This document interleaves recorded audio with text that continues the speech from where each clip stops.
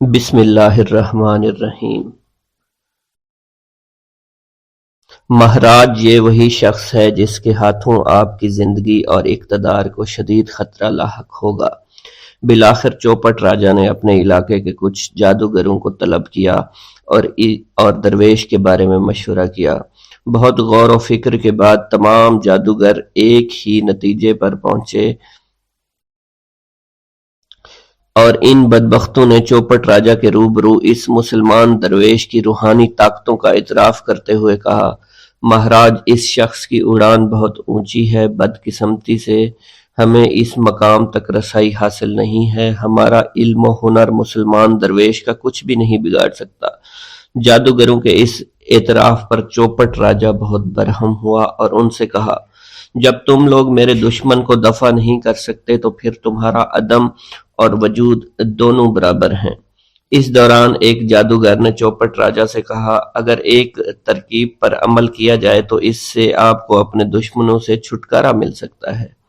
چوپٹ راجہ نے وہ ترکیب پوچھی تو جادوگر نے کہا، اگر کسی طرح مسلمان درویش کے شکم میں حرام غذا داخل کر دی جائے تو اس کی ساری روحانی طاقت زائل ہو جائے گی اور پھر تو ہمارے پاس جادو کی شکتی اس پر غالب آ جائے گی۔ چوپٹ راجہ نے جادوگر کا یہ مشورہ قبول کر لیا اور پھر کچھ دن تک درویش کی خدمت میں حاضر ہو کر اپنے عقیدت کا اظہار کرتا رہا۔ یہ چوپٹ راجہ کی سیاسی چال تھی اور وہ اپنے منافقانہ عمل سے یہ تاثر دینا چاہتا تھا کہ اس نے مسلمان درویش کے وجود کو تسلیم کر لیا ہے۔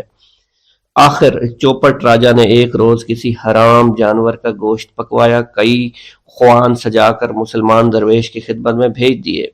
خدمتگاروں نے چوپٹ راجہ کی نظر قبول کی اور تمام خوان اپنے مرشد کی خدمت میں پیش کر دیے۔ درویش نے خدام سے پوچھا، یہ کیا ہے؟ خدام نے عرض کیا، راجہ نے آج فقیروں کی دعوت کی ہے۔ درویش نے خان سے کپڑا اٹھایا اور کھانا دیکھتے ہی درویش کا رنگ متغیر ہو گیا، پھر چہرے پر غیظ و جلال کے آثار نمایاں ہوئے۔ خدام حیرت و سکوت کے عالم میں مرشد کی بدلتی ہوئی کیفیت کو دیکھ رہے تھے۔ ہمارا خیال تھا کہ وہ کافر اتنی نشانیاں دیکھنے کے بعد ایمان لے آئے گا، مگر جس کی تقدیر میں ہلاکت و بربادی لکھی جا چکی ہو اسے اللہ کے سوا کوئی ٹال نہیں سکتا۔ یہ فرما کر درویش نے کھانے سے بھرا ہوا خوان الٹ دیا۔ درویش کے اس عمل سے خدام پر لرزہ طاری ہو گیا اور پھر دوسرے ہی لمحے زمین پر لرزنے لگی۔ سیون شریف زلزلے کی لپیٹ میں تھا، زمین نے 2-3 کروٹیں لی اور طاقت و اقتدار کا سارا کھیل ہی ختم ہو گیا۔ ادھر درویش کے سامنے خوان الٹا پڑا تھا اور ادھر چوپٹ راجہ کے قلعہ کی بنیادیں الٹ گئی تھی۔ سینکڑوں منکرین ملبے میں دب کر ہلاک ہو چکے تھے اور پھر کچھ دن کے بعد ان کی ہڈیاں گل سڑ کر خاک ہو گئیں۔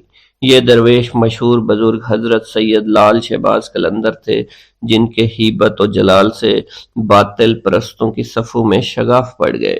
ہزاروں پتھر کے پجاریوں نے اپنے ہاتھوں سے کشکے کے نشان کھرٹ ڈالے اور گلے میں پڑے ہوئے زنار توڑ کر پھینک دیے۔ درختوں، جانوروں، ستاروں، چاند اور سورج کو سجدہ کرنے والوں نے اللہ کی وحدانیت پر گواہی دی اور حضور نبی کریم صلی اللہ علیہ وسلم کی رسالت کا اقرار کیا۔ کتب سیر میں منقول ہے کہ حضرت لال شہباز قلندر کے خوف سے جو طوائفیں ترک سکونت اختیار کر کے کسی اور محلے میں چلی گئی تھی، انہیں سکون قلب میسر نہیں ہو سکا، یہاں تک کہ وہ حضرت لال شہباز قلندر کی خدمت میں دوبارہ حاضر ہوئیں۔ آپ کے دست مبارک پر تائب ہو کر حلقہ اسلام میں داخل ہو گئی۔ حضرت لال شہباز قلندر سیون شریف میں 649 ہجری میں تشریف لائے اور اس ضمن میں انہوں نے ایک فارسی شعر سے تاریخ نکالی ہے: چوں باز آشیانہ قدس شہباز، سیوستان را رمودہ جنت آسا، خود تاریخ آن از روی اخلاص، نمود آفتاب دین گفتہ۔ اخلاص کے پہلے حرف الف کے عدد آخری مصرع کے عدد سے جمع کیے جائیں تو 649 ہجری برآمد ہوگا۔ حضرت لال شہباز قلندر رحمۃ اللہ علیہ، حضرت بہاؤالدین زکریا ملتانی رحمۃ اللہ علیہ اور ان کے فرزند حضرت صدر الدین عارف رحمۃ اللہ علیہ کے ساتھ سیر و سفر کرتے ہوئے ٹھٹھا پہنچے اور وہاں آپ کی ملاقات پیر پٹ سیوی سے ہوئی۔ پیر پٹ نے 642 ہجری میں وفات پائی، اس لیے اس سے ظاہر ہوتا ہے کہ آپ اس سے پہلے سندھ میں وارد ہوئے۔ سیر و سیاحت کے بعد 649 میں سیون میں آ کر قیام کیا۔ تاریخ مصنوعی اور تاریخ فیروز شاہی میں ملتان کے گورنر سلطان محمد سے آپ کی ملاقات کا ذکر بھی آیا ہے۔ سلطان محمد غیاث الدین بلبن کے فرزند تھے اور 669 ہجری میں ملتان کے حاکم مقرر ہوئے۔ حضرت بہاؤالدین زکریا ملتانی کا وصال 661 ہجری میں ہوا تھا۔ اس سے واضح ہوتا ہے کہ حضرت لال شہباز قلندر 661 ہجری سے پہلے ملتان گئے تھے، جب حضرت بہاؤالدین زکریا ملتانی زندہ تھے، اور 669 کے بعد بھی ملتان گئے تھے جب سلطان محمد ملتان کے گورنر تھے۔ سیون میں آنے سے پہلے حضرت لال شہباز قلندر نے لکی میں حضرت سید صدر الدین سے ملاقات کی اور ان سے فرمایا، آپ اپنی اولاد میں سے ایک بیٹا مجھے ساتھ دے دیجئے تاکہ وہ ہمیشہ میرے ساتھ رہے۔ چنانچہ حضرت سید صدر الدین نے اپنے پوتے حضرت سید صلاح الدین کو دے دیا۔ سید صلاح الدین کو ہی حضرت لال شہباز قلندر کے دربار کی سجادہ نشینی نصیب ہوئی۔ ایک اور روایت کے مطابق حضرت لال شہباز قلندر اپنے تینوں احباب بہاؤالدین زکریا ملتانی، جلال الدین سرخ بخاری اور خواجہ فرید الدین مسعود گنج شکر کے ہمراہ حضرت سید صدر الدین سے ملے تھے۔ بہرحال سیون آنے سے پہلے سید صدر الدین سے ملاقات ضرور ہوئی تھی۔ لال شہباز قلندر کے آنے سے پہلے سیون کی سرسبزی اور شادابی میں کمی ہو گئی تھی، لیکن آپ کی آمد سے یہ علاقہ پھر سے سرسبز و شاداب ہو گیا تھا۔ لب جوہر سے نکلنے لگے نغمات درود، آئینہ تجھ کو جو دیکھے تو ثنا خواں ہو جائے۔ لال شہباز قلندر نے سندھ میں آ کر یہاں کے عوام کی روحانی اور اخلاقی اصلاح کی تھی۔ اصلاحی و تبلیغی مشاغل جاری کیے، لیکن تاریخ پر تاریکی کے گہرے پردے پڑے ہونے کی وجہ سے ہم اس تفصیل سے آگاہ ہی نہیں۔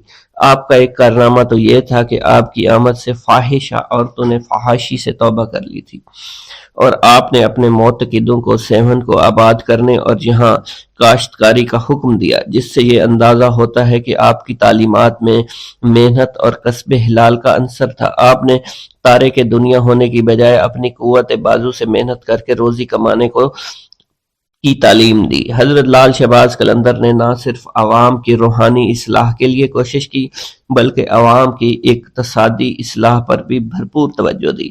آپ کا تبلیغی و اصلاحی کام صرف سیون تک ہی محدود نہیں تھا، بلکہ آپ جگہ جگہ گھومتے رہے۔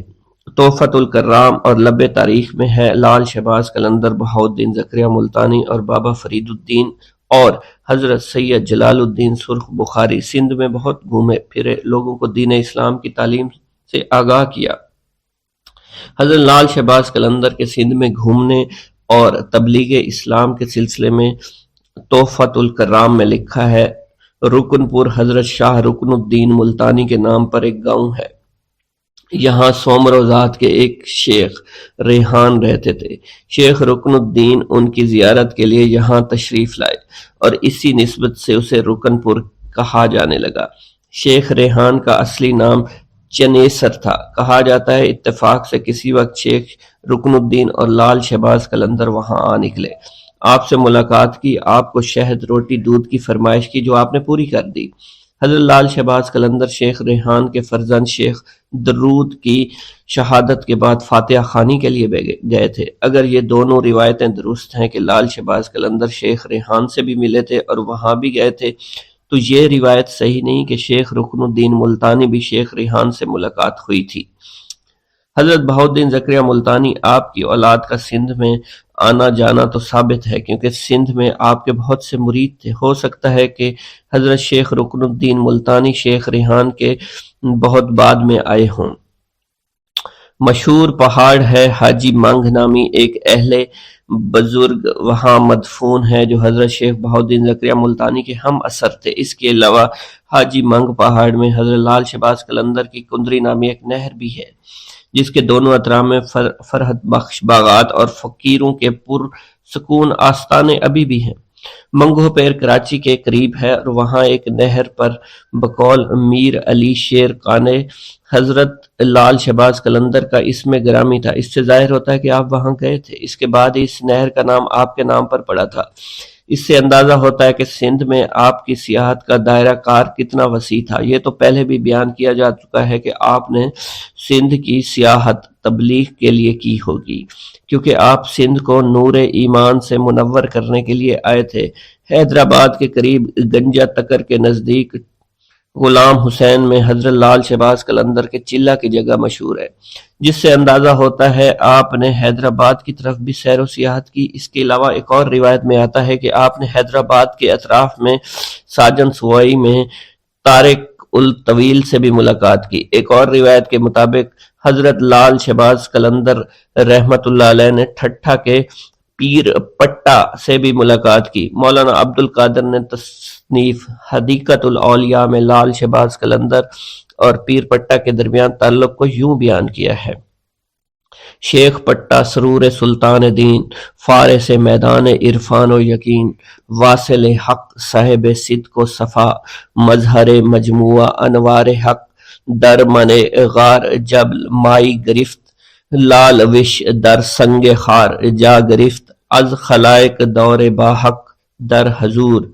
مخفی از چشمہ چون در دیدہ نور، کس بنودا مطلع بر حال شان، گوہر بودا نہائے در جوف کاں، اتفاقاً شیخ عثمان شہباز، آل شہ سردار دین سرفراز، ہمراہ شیخ الشعور صدر الدین شیخ ذکریہ بہاؤالدین امین۔ اس سے معلوم ہوتا ہے حضرت لال شہباز قلندر، شیخ بہاؤالدین ذکریہ اور شیخ صدر الدین عارف اس جگہ سے گزرے تھے جہاں شیخ پٹا رہتے تھے۔ جب وہ گزر رہے تھے تو ان کو معلوم ہوا یہاں کوئی اہل دل رہتا ہے۔ اس کے بعد وہ ان سے ملے۔ شیخ پٹا یقین ہے حضرت شیخ بہاؤالدین ذکریہ ملتانی کے مرید ہوئے۔ اس سے بخوبی واضح ہوتا ہے کہ حضرت لال شہباز قلندر رحمت اللہ علیہ نے شیخ بہاؤالدین ذکریہ ملتانی اور ان کے فرزند کے ساتھ سندھ کا تبلیغی دورہ کیا تھا۔ ایک اور روایت میں ہے کہ لال شہباز قلندر سیوت سے لاہور بھی گئے، وہاں سے ہنگلاک، پھر کراچی آ کر منگ پیر سے ملے۔ منگ پیر سے ملاقات کا ذکر تو صاحب تحفۃ الکرام نے بھی کیا ہے، جو تھوڑی دیر پہلے بھی بیان کیا جا چکا ہے۔ ناظرین کرام، ایک دفعہ حضرت لال شہباز قلندر رحمت اللہ علیہ کہیں تشریف لے کے جا رہے تھے کہ اچانک آپ کو راستے میں ایک بندر والا مداری دکھائی دیا جو کہ کھیل تماشے دکھا رہا تھا۔ حضرت لال شہباز قلندر رحمت اللہ علیہ اس کے قریب گئے اور اس سے پوچھا، تم کون ہو؟ کہنے لگا، میں قلندر ہوں۔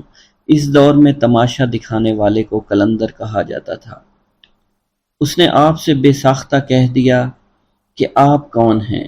تو آپ نے بھی مسکرا کر کہا کہ میں بھی قلندر ہوں۔ حضرت لال شہباز قلندر رحمت اللہ علیہ مسکرا دیے۔ وہ مداری والا آپ کو مسکراتا دیکھ کر بڑا حیران ہوا کہ آپ اس کی بات سن کر کیوں مسکرائے ہیں۔ وہ آپ سے پوچھ بیٹھا، آپ کون ہیں؟ تو سرکار حضرت لال شہباز قلندر نے فرمایا کہ میں بھی قلندر ہوں۔ وہ مداری کا تماشا دکھانے والا حیران ہوا اور کہنے لگا، آپ کے پاس نہ ریچھ ہے، نہ بندر ہے، نہ ڈگڈگی ہے، آپ کیسے تماشا دکھاتے ہیں؟ لال شہباز قلندر نے فرمایا، پہلے تم تماشا دکھاؤ، اس کے بعد ہم تماشا دکھائیں گے۔ آپ کا یہ فرمان سن کر ریچھ والے نے ڈگڈگی اٹھائی اور بجانے لگا۔ اس کی ڈگڈگی کی آواز سن کر بندریا یا اس کا ریچھ ناچنے لگا۔ اس نے کہا کہ اب آپ دکھائیے کہ ہم بھی تو دیکھیں آپ کون سا تماشا دکھانے لگے ہیں۔ حضرت لال شہباز قلندر اس کی بات سن کر دو درختوں کی ٹہنی پر کھڑے ہو گئے۔ اس سے کہا، نیچے سے گزر جاؤ، مگر یاد رکھنا آگے جا کر واپس مت پلٹنا۔ جب وہ تماشا دکھانے والا مداری آپ کے نیچے سے گزرا تو نظارہ بدل چکا تھا۔ وہ نہ سورج سامنے تھا، نہ دھوپ، نہ گرد و غبار، بلکہ سامنے بہت خوبصورت نظارے تھے، بہت خوبصورت پہاڑ تھے، بہت خوبصورت وادیاں تھیں، سرسبز اور شاداب وادیاں۔ موسم نہ گرم زیادہ تھا، نہ ٹھنڈا زیادہ تھا۔ وہ تماشا دکھانے والا اسی سوچ میں تھا۔ اس نے سامنے دیکھا کہ ایک بہت بڑا لشکر گھوڑوں پر سوار اس کی طرف آ رہا ہے۔ اس نے لشکر کو دیکھ کر سوچا کہ آج تو جان چلی گئی۔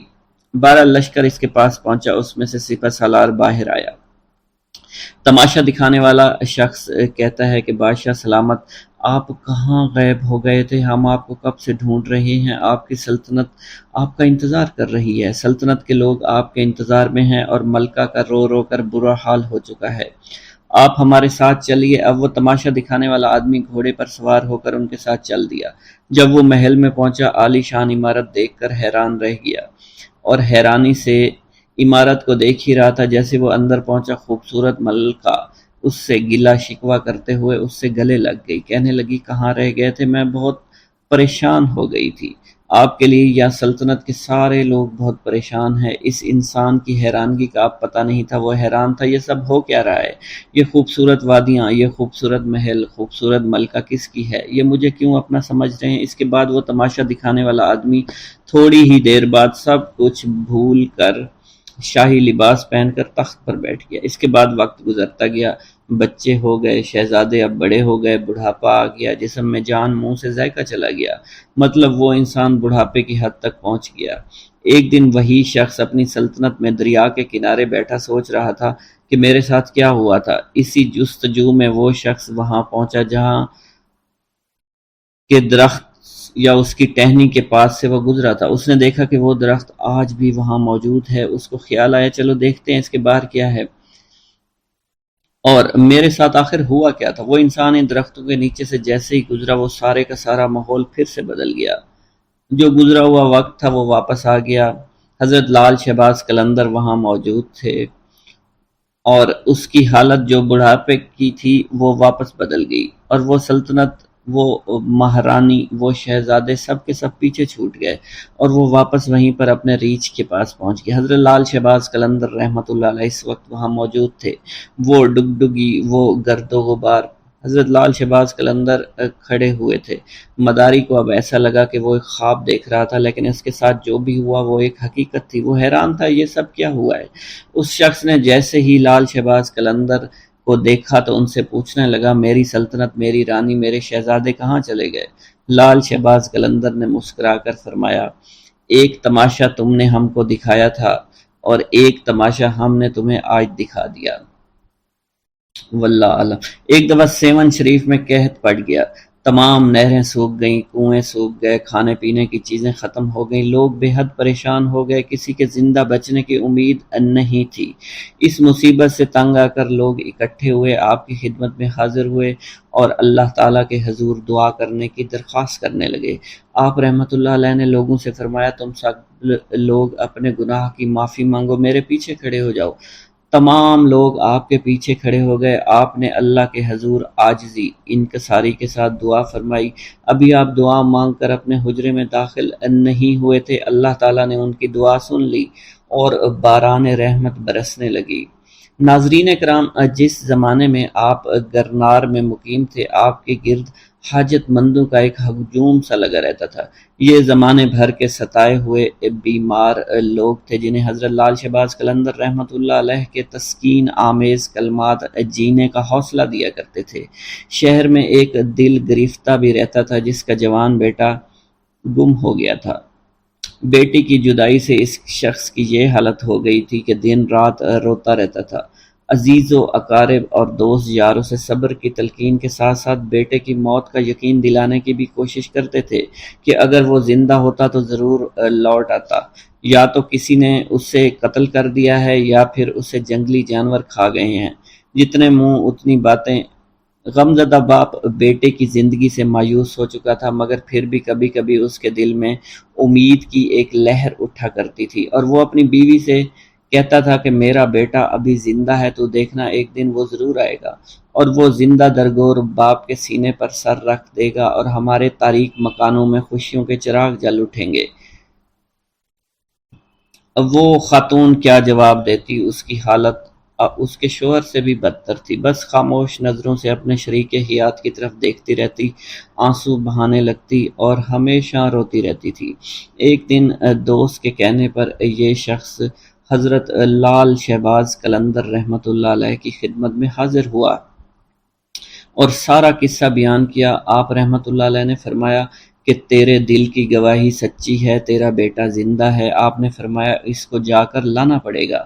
اگلے دن آپ غم زدہ باپ کے ساتھ سفر پر روانہ ہوئے۔ طویل سفر کے بعد ایک جنگل میں پہنچے، ایک جھونپڑی دیکھی۔ لال شہباز قلندر آدمی کو باہر کھڑا کر کے خود جھونپڑی میں داخل ہو گئے۔ کچھ درویش بیٹھے تھے۔ آپ نے ایک نوجوان درویش کو مخاطب کرتے ہوئے کہا، تم خود کتنے سکون سے بیٹھے ہوئے ہو اور آپ کے والدین آپ کے فراق میں مرے جا رہے ہیں۔ آپ اس نوجوان کو لے کر جھونپڑی سے باہر آئے، باہر آ کر اس کے باپ سے اس کی ملاقات کروائی۔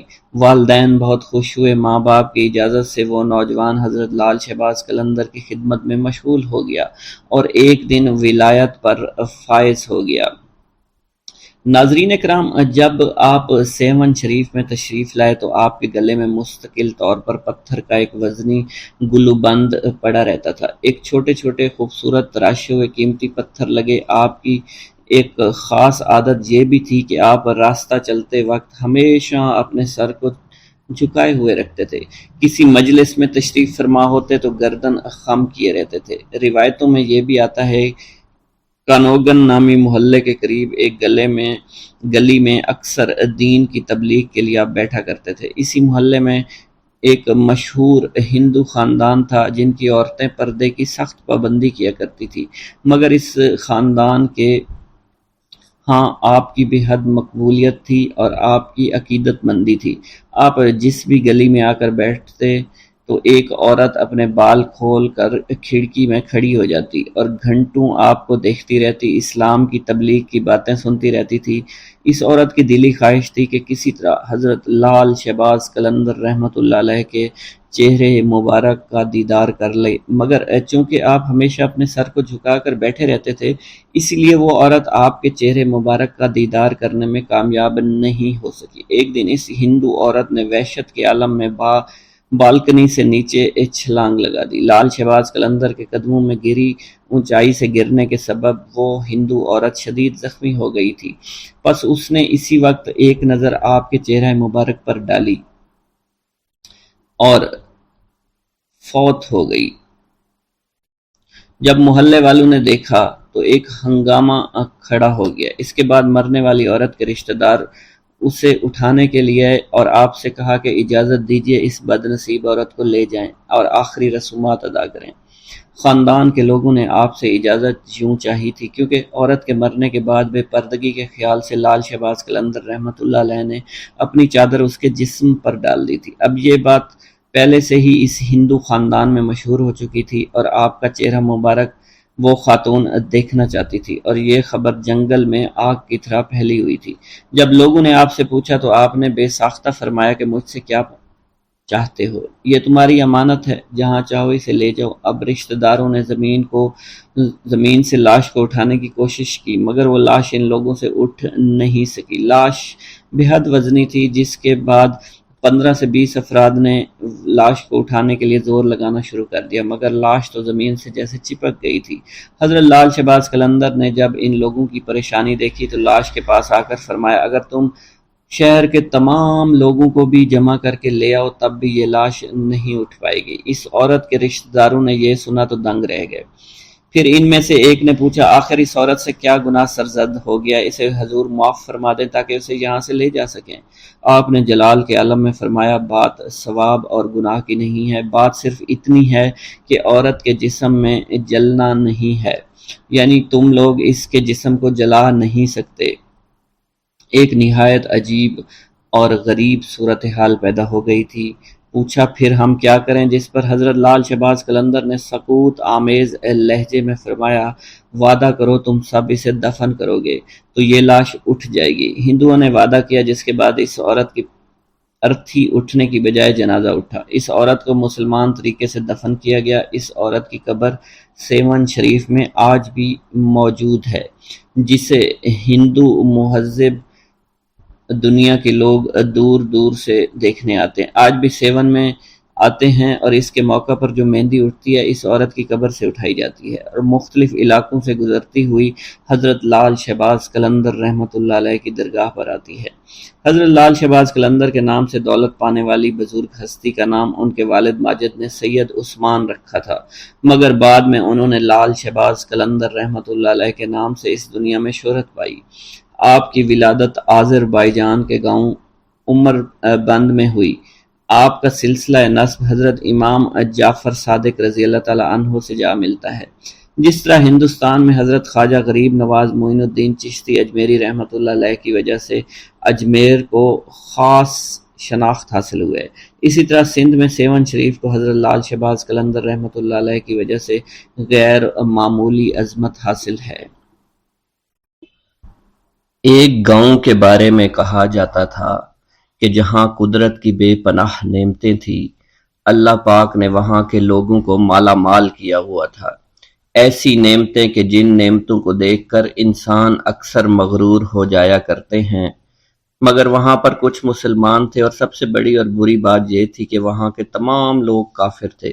وہ کفار اپنی دولت پر بہت فخر کیا کرتے تھے کیونکہ ان میں ہر ایک انسان بہت دولت مند تھا، ہر ایک کے پاس بے بہا پیسے تھے، کسی کو پیسوں کی کمی نہیں تھی۔ وہاں کے سردار کی ایک اکلوتی بیٹی تھی جس کو سردار بے پناہ پیار کرتا تھا۔ اس سردار کی بیٹی بے پناہ مغرور، ظالم، گھمنڈی تھی۔ وہاں پر غریب لوگ صرف مسلمان ہی تھے، تمام کافر ایک دوسرے کی مدد کیا کرتے تھے، لیکن مسلمانوں کی مدد کرنے والا وہاں پر کوئی نہ تھا۔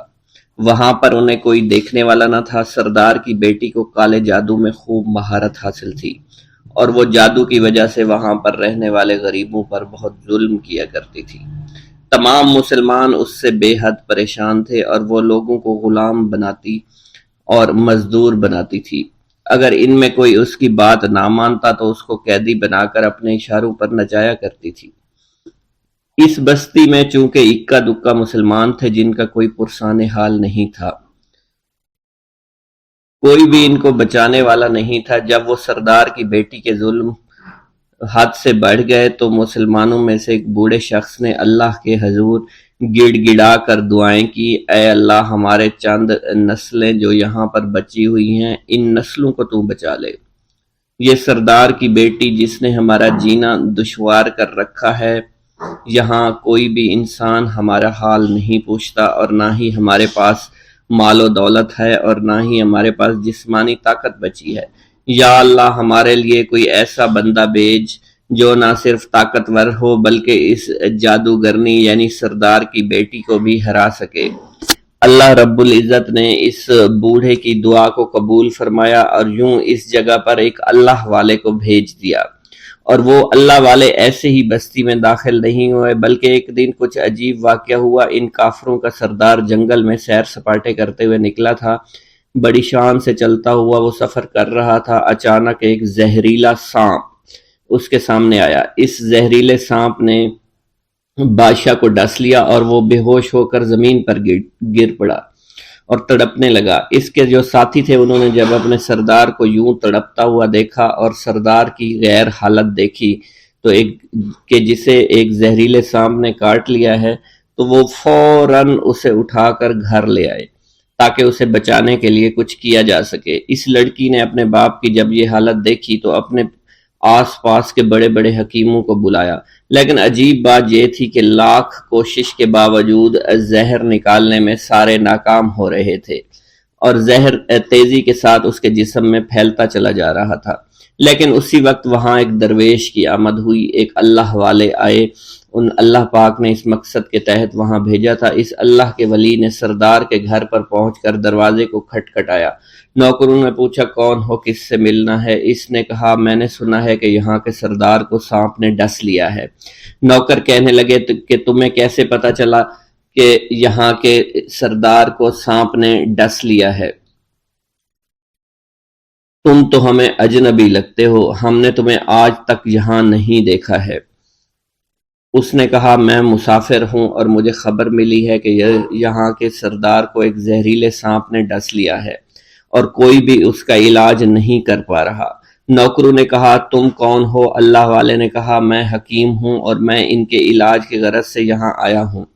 वो नौकर अल्लाह वाले की हालत देखकर हंसने लगे क्योंकि आपने फटे पुराने कपड़े पहन रखे थे और देखने से बहुत गरीब मालूम होते थे। वो नौकर कहने लगे कि इतने बड़े सरदार का इलाज करोगे? अरे यहाँ तो उसके पास बड़े बड़े हकीम बुलाए गए हैं, हमारे सरदार के पास पैसों की कोई कमी नहीं है और वो तुम जैसे गरीब से भला क्यों इलाज करवाएंगे? दरवेश ने कहा अगर तुम चाहते हो तुम्हारे सरदार की जान बच जाए फिर मुझे अंदर जाने दो। गुलाम कहने लगा ठीक है, हम अंदर जाकर इजाजत लेकर आते हैं। नौकर अंदर गए, सरदार की बेटी से कहा एक गरीब आया है, कपड़ों से फकीर मालूम होता है लेकिन कहता है मैं सरदार का इलाज कर सकता हूँ और मैं सरदार का इलाज करूंगा। जो जहर तेजी के साथ जिस्म में फैल रहा है मैं उसको बाहर निकाल फेंक करूंगा। उसकी बेटी कहने लगी ठीक है बुला लो। जब वो अल्लाह वाले उसके घर के अंदर गए तो देखा सरदार तड़प रहा था, टांग को बार बार बिस्तर पर पटक रहा था। अल्लाह वाले ने उसके पैर की तरफ देखा जहां सांप ने उसको काटा था, उसी जगह अल्लाह वाले ने थूक दिया, फौरन वहां से भाग गए। उसके सारे सिपाही उसकी बेटी देखकर हैरान रह गए कि ये भला कौन सा दीवाना है, कमरे में आया, इलाज की बजाय इसी जगह पर थूक दिया जहां सिर्फ काटा था और भाग भी गया। इसको कोई गिरफ्तार नहीं कर सका। सरदार की बेटी गुस्से में तिलमिलाओ, ठीक है उसने जो गुस्ताखी की है इसकी कोई बात नहीं, थूक को मैं साफ करवा दूंगी, मगर इसको तो मैं अभी गिरफ्तार करवाती हूं। और उसने अपने सरदार के एक नौकर से कहा कि इस थूक को साफ करो। उस नौकर ने थूक को साफ करने की बजाय उसको अच्छी तरह से टांग पर मल दिया। लड़की ने कहा क्या कर रही हो? उस फकीर ने मेरे बाप की टांग पर थूक दिया, अब इस थूक को तुम मल रहे हो। हकीम ने अपने हाथ के इशारे से सरदार के बेटे को रोक दिया।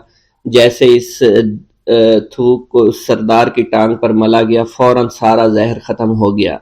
जो टांग कटने के काबिल थी वो टांग बिल्कुल ठीक हो चुकी थी, जो नीली पड़ चुकी थी अब असली हालत में आहिस्ता आहिस्ता वापस आ रही थी। और जब वो कबीले का सरदार बिल्कुल ठीक हो गया, होश में आ गया तो हैरान रह गया। उसे बताया कि फकीर बाबा के थूक की वजह से आप ठीक हुए हैं। उसने कहा वो बुजुर्ग तो हमारे लिए मसीहा है, तुम लोगों ने उन्हें जाने क्यों दिया? उन्हें मेरे पास लेकर आओ, उन्होंने हम पर बहुत बड़ा एहसान किया है, हम उसके एहसान का बदला जरूर चुकाएंगे। उसकी बेटी जो खामोशी से बाप को देख रही थी उसने कुछ भी ना कहा। गांव के सरदार के कहने पर सारे सिपाही अल्लाह वाले को ढूंढने के लिए निकल गए। वो चारों तरफ फैल गए लेकिन कहीं भी अल्लाह वाले का पता नहीं चल रहा था। फिर जब सिपाही तलाश करते करते जंगल में दाखिल हुए, वहां एक दरख्त के नीचे एक आदमी को इबादत करते हुए देखा। वो गौर से इस को देख रहे थे और कह रहे थे ये किस तरह की इबादत कर रहे हैं, हम लोग तो अपने बुतों के आगे हाथ जोड़ते हैं, ये ना जाने किसको सजदा कर रहे हैं। खैर इबादत के फौरन बाद अल्लाह वाले को पकड़ लिया, गांव के सरदार के सामने पेश किया। वो कहने लगा आप कौन हैं और कहां से आए हैं? सबसे पहले तो मैं गुस्ताखी की माफी चाहता हूं, मेरे लोगों ने आपके साथ बड़ी बदतमीजी की, लेकिन आपकी वजह से आज मैं जिंदा हूं। हम गुनाहगारों की वजह से आप जैसे लोगों को बहुत तकलीफ हुई है, इसलिए मैं माजरत चाहता हूं। आपसे दरख्वास्त करता हूं कि आप मेरी तरफ से ये कीमती लिबास यानी कपड़े और अरबी घोड़ा कबूल कीजिए। अल्लाह वालों ने उसकी तरफ मुस्कुरा कर देखा और कहा ये घोड़ा, ये लिबास बहुत कीमती है, मगर ये लिबास पहनकर इस घोड़े के लिए घास काटूंगा तो क्या अच्छा लगूंगा? सरदार ने कहा फिक्र ना करें, घोड़े के साथ साथ हम आपको नौकर भी देंगे। अल्लाह वाले ने कहा कि इतनी मालो दौलत और नौकरों के साथ मैं अकेला रहूंगा। गांव का सरदार बोला हजूर आपकी ये बात सुनकर मैं सोच में गुम हो गया हूं, लेकिन ये मेरी बेटी आपके सामने हाजिर है। बेटी हैरत से अपने बाप को देख रही थी कि मेरा बाप अब क्या कहने वाला है। सरदार ने कहा मेरी बेटी जिसे आपने देख लिया है इसकी शादी मैं आपसे कर दूंगा, मगर एक शर्त है कि आपको अपने मजहब को छोड़ना पड़ेगा। मेरे सिपाहियों ने आपको इबादत करते हुए देखा है, जहां तक हमारे मामूलात हैं हम बुतों के आगे सजदा करते हैं और उनकी इबादत करते हैं। اور آپ جس کے آگے سجدہ کرتے ہیں وہ اللہ ہے، یعنی آپ مسلمان ہیں اس لیے آپ کو اپنا مذہب چھوڑنا پڑے گا۔ کیا آپ ایسا کر سکتے ہیں؟ اللہ والے نے کہا کہ مجھے ایک بات بتائیے، آپ سب کچھ دیکھ رہے ہیں، آپ نے مجھے یہ بھی دعا دی کہ میری اولادیں ہوں اور آپ کی نسل آپ کی بیٹی سے چلے گی۔ مجھے ایک بات بتائیں، اگر ان بچوں میں سے کسی بچے کو خدا نہ خواستہ کچھ ہو گیا تو کس کو رونا پڑے گا؟ سردار نے جواب دیا، اگر خدا نہ خواستہ کچھ ایسا ہوا تو رونا مجھ کو ہی پڑے گا۔ اللہ والا نے مسکرا کر کہا، اگر یہ سارا مال لے کر مجھے رونا ہی پڑا تو آپ اپنا گھوڑا، اپنی دولت، اپنی بیٹی، ہر چیز اپنے پاس رکھ لو۔ میں خوش ہوں، میں مسلمان ہوں، میں ٹھیک ہوں۔ اگر یہ تمام چیزیں لے کر مجھے اپنا محلہ چھوڑنا پڑے تو میں اپنی جان دے کر بھی اپنے مذہب کو نہیں چھوڑوں گا۔ جس طرح آپ نے مجھے نوازا ہے، میں اسی رب کے دین کو چھوڑ کر چلا جاؤں گا۔ صرف چند پیسوں کی خاطر میں ہر دن پیسہ نہیں کر سکتا، اور اپنی درویشی میں بہت خوش ہوں۔ اللہ نے مجھے جس مقصد کے لیے بھیجا تھا وہ میرا مقصد پورا ہو جائے گا۔ گاؤں کے سردار نے پوچھا، یہ کہہ کر وہ اللہ والے جانے لگے تو سردار نے درویش کو رک جانے کا کہا اور کہنے لگے، میں نے مال دے کر تمہیں آزمایا اور تمہیں پرکھا، لیکن تم اپنے مذہب کو چھوڑنے پر راضی نہیں ہو۔ اگر تم یہی سب کرنے آئے تھے تو تمہیں اس بات کا ڈر نہیں؟ کیا تم نہیں جانتے ہم کتنے طاقتور ہیں، اور میری بیٹی اپنے عمل میں اتنی ماہر ہے کہ تمہیں یہاں کھڑے کھڑے ابھی جنگلی جانور بنا سکتی ہے۔ اللہ والے نے کہا کہ اس نے جنگلی جانور کمزور لوگوں کو بنایا ہوگا، یہ مجھے جانور بنا کر تو دکھائے۔ اس سے پہلے کہ گاؤں کا سردار اپنی بیٹی سے کچھ کہتا کہ اس پر وار کرو، اللہ والے نے جادوگرنی پر ایسی پھونک ماری کہ وہ اسی وقت ایک بہت بڑی چھپکلی بن گئی۔ وہ کچھ بھی نہیں کر پا رہی تھی، وہ چھپکلی اتنی بڑی تھی کہ وہاں پر جتنے بھی انسان کھڑے تھے ان سب میں سب سے زیادہ اونچا اس کا قد تھا۔ وہ چھپکلی اللہ والے کے پاس آئی، اپنا زہر اس پر اگلنا چاہتی تھی کہ اسی وقت اس نے اس کے منہ پر تھوک دیا۔ تھوکنے کی دیر تھی، وہ چھپکلی جلنے لگی اور جس سے گرمی کی وجہ سے اس کا چہرہ پگھل رہا تھا، اس کا چہرہ جل کر کالا ہو چکا تھا۔ وہ مرنے والی تھی کہ سردار دوڑتا ہوا قدموں میں آ کر گر پڑا اور معافی مانگنے لگا اور کہنے لگا، حضور اس گستاخی کے لیے میں معذرت خواہ ہوں، آپ مجھے معاف کر دو، میں نے سچ میں آپ کو بہت کمزور سمجھا تھا، آپ کو آپ کا مذہب سے ہٹانا چاہا تھا۔ اگر میری بیٹی ٹھیک ہو جائے تو میں سچ کہتا ہوں یہاں پر جتنے لوگ ہیں ہم پوری کی پوری بستی مسلمان ہو جائیں گے۔ اللہ والے نے کہا کہ ہم تمہیں اپنے دین میں شامل کرنے کے لیے یہ سب نہیں کر رہے، بلکہ تم لوگ مسلمان بھائیوں پر جو ظلم کرتے ہو وہ ظلم کو ختم کرنے کے لیے ہم یہاں آئے ہیں۔ ہمارے دین میں جبر اور ظلم نہیں۔ اگر تمہارے بیٹی سے انسان بن کر سدھر جاتی ہے تو اس کو اس کی اصلی حالت میں لانے کے لیے میں خود کو اللہ کی بارگاہ میں پیش کروں گا اور دعا کروں گا۔ سردار کہنے لگا کہ ہاں میری بیٹی اصلی حالت میں اگر آ جائے تو پھر ہم کسی پر ظلم و ستم نہیں کریں گے، اور میں دل سے اپنی بیٹی کے لیے معافی چاہتا ہوں۔ آج سے یہ کوئی بھی جادو ٹونا اور مسلمانوں کو تنگ نہیں کرے گی، اور نہ ہی کسی مسلمان پر یہ ظلم اور جبر کرے گی۔ بس آپ اسے دوبارہ سے انسان بنا دے۔ اللہ والا نے چھپکلی پر دوبارہ سے پھونک ماری تو پھر سے انسان بن گئی اور اللہ والے کے قدموں سے وہ لپٹ گئی، کہنے لگی، مجھے معاف کر دیجئے، مجھے معاف کر دیجئے، میں نے اپنے آپ کو بہت طاقتور سمجھا۔ اس لڑکی کا آدھا چہرہ جل چکا تھا اور کالا ہو چکا تھا۔ وہ کہنے لگی کہ آج اپنے باپ کے ساتھ میں آپ کے دستے مبارک پر مسلمان ہونا چاہتی ہوں۔ میں وعدہ کرتی ہوں کہ آج سے اس بستی پر کوئی بھی کافر کسی مسلمان کے ساتھ بدتمیزی نہیں کرے گا، زیادتی نہیں کرے گا، ظلم اور جبر نہیں کرے گا، بلکہ ہم سب یہاں مل جل کر رہیں گے اور بھائی چارے کے ساتھ رہیں گے۔ ہم سب مسلمان ہو جائیں گے اور پھر یوں اللہ والے کے ہاتھوں پوری بستی کا سردار اور اس کی بیٹی نے اسلام قبول کر لیا، اور سردار نے اللہ والے سے اپنی بیٹی کا نکاح کر دیا، اور پھر اس بستی میں ہمیشہ کے لیے امن و امان قائم ہو گیا۔ حضرت خواجہ معین الدین چشتی مرشد کامل کی تلاش میں دشت و جبل کوہ بیاباں، شہر و شہر کربا کریا تلاش و تجسس میں پھرنے لگے، یہاں تک کہ پھرتے پھرتے آپ قصبہ ہارون پہنچ گئے۔ ہارون ایک معمولی سا قصبہ تھا جہاں حضرت عثمان، ہارونی رحمۃ اللہ علیہ رونق افروز تھے۔ ان کی وجہ سے سارا قصبہ خیر و برکت سے معمور تھا۔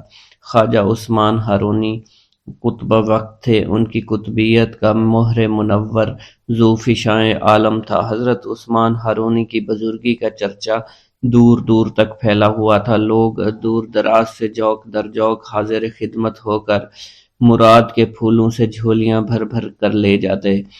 قصبہ ہارون ان دنوں روحانی تجلیات کا مرکز تھا۔ چشمہ معرفت کا فیض عالم جاری تھا۔ حضرت خواجہ معین الدین چشتی کو اس چشمہ صافی کی موجوں میں وہی نور جھلکتا نظر آتا جس کا مشاہدہ آپ حضرت شیخ ابراہیم قندوزی کی کرامت میں کر چکے تھے۔ ادھر نگاہ ملتے ہی شیخ کامل حضرت خواجہ عثمان ہارونی نے آپ کے دل کی خواہشات کا جائزہ لے لیا۔ حضرت خواجہ معین الدین چشتی کا حرف تمنا زبان پر لانا تھا کہ پیر و مرشد حضرت خواجہ عثمان ہارونی نے شراب معرفت کا ایک جام لبریز آپ کو پلا دیا، جس کے پیتے ہی شیشہ قلب کا زنگ دور ہو گیا۔ حجاب عظمت سامنے دکھائی دینے لگا، مگر اس جام سے آپ کی تسلی نہ ہوئی۔ ساقی دریا دل نے دوسرا ساغر بھر کر دے دیا اور تحت الثری تک تمام پردے اٹھ گئے۔ یہ جام پینے کے بعد بھی حضرت خواجہ معین الدین چشتی کی تشنگی باقی رہی تو ساقی مے خانہ معرفت نے تیسرا جام بھی بھر کر پلایا، اور اب حمزہ 2000 عالم روشن ہو گئے۔ شیخ کامل حضرت خواجہ عثمان ہارونی کیمیائے اثر سے تاڑ گئے کہ جوہر اس قابل ہے کہ ذرا سی توجہ خورشید جہاں تاب بن سکتا ہے۔ چنانچہ حضرت خواجہ عثمان ہارونی نے آپ کو اپنے حلقہ ارادت میں شامل فرما لیا۔ حضرت خواجہ معین الدین چشتی نے اپنے مرید ہونے کا واقعہ خود بیان کرتے ہوئے فرمایا کہ مجھے حضرت خواجہ عثمان ہارونی کی قدم بوسی کی سعادت حاصل ہوئی۔ میں نے سر نیاز خم کیا، حکم ہوا کہ 2 رکعت نماز اس طرح پڑھو، پہلی رکعت میں 1000 بار سورۃ فاتحہ، 1000 بار سورہ اخلاص پڑھو، دوسری رکعت بھی اسی طرح پڑھو۔ میں نے حکم کی تعمیل کی۔ اس کے بعد حضرت خواجہ عثمان ہارونی کھڑے ہو گئے، میرا ہاتھ اپنے ہاتھ میں لے کر حق تعالیٰ سے درخواست کی کہ معین الدین کو اپنی بارگاہ میں قبول فرما لے۔ اس کے بعد حضرت خواجہ عثمان ہارونی نے اپنے سر سے کلہ اتار کر میرے سر پر رکھی، اپنا خرقہ خاص عطا فرمایا۔ اس کے بعد انہوں نے فرمایا 1000 بار سورہ اخلاص پڑھو۔ تعمیل ارشاد کے بعد حضرت خواجہ عثمان ہارونی نے فرمایا کہ ہمارے خاندان میں ایک دن رات کا مجاہدہ ہے، آج تم وہ مجاہدہ کرو۔ حضرت خواجہ معین الدین چشتی فرماتے ہیں میں نے ایک دن اور ایک رات کا مجاہدہ کیا۔ اگلے دن حاضر خدمت ہوا، مرشد پاک نے بیٹھنے کا اشارہ دیا اور کہا 1000 بار سورہ اخلاص پڑھو۔ پھر فرمایا آسمان کی جانب دیکھو۔ میں نے آسمان کی جانب نگاہ دوڑائی۔ خواجہ عثمان ہارونی نے فرمایا کیا نظر آ رہا ہے؟ میں نے عرض کیا عرش اعظم تک نظر آ رہا ہے۔ اس کے بعد حضرت خواجہ عثمان ہارونی نے فرمایا کہ زمین کی طرف دیکھو۔ میں نے زمین کی طرف نگاہ دوڑائی، پوچھا کیا نظر آ رہا ہے؟ میں نے عرض کیا تحت الثری تک نظر آ رہا ہے۔ خواجہ عثمان ہارونی نے ارشاد فرمایا کہ دوبارہ دیکھو۔ میں نے اوپر دیکھا، حجاب عظمت تک کوئی پردہ دکھائی نہیں دیا۔ انہوں نے کہا اپنی آنکھیں بند کر لو۔ میں نے اپنی آنکھیں بند کی، ایک لمحہ کے بعد آنکھیں کھولنے کا حکم دیا اور اپنی 2 انگلیاں کھڑی کر لی۔ حضرت خواجہ عثمان ہارونی نے فرمایا ان دونوں انگلیوں کے درمیان نظر ڈالو، بتاؤ کیا نظر آ رہا ہے؟